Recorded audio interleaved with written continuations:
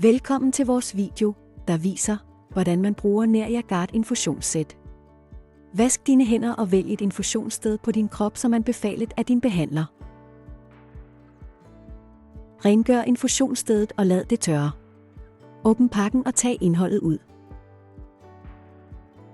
Fjern papiret fra plasteret og fjern beskyttelsesdækslet ved forsigtigt at klemme på siderne af beskyttelsesdækslet og trække det lige ud. Placer indføringsanordningen på huden og tryk på den røde aktiveringsknap. Indføringsanordningen vil automatisk frigøre sig fra infusionsstedet. Tryk forsigtigt plasteret fast på huden.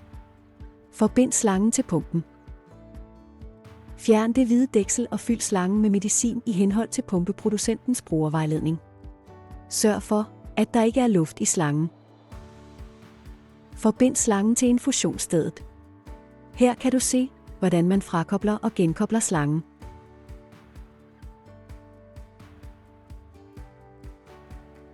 Tak fordi du så denne film.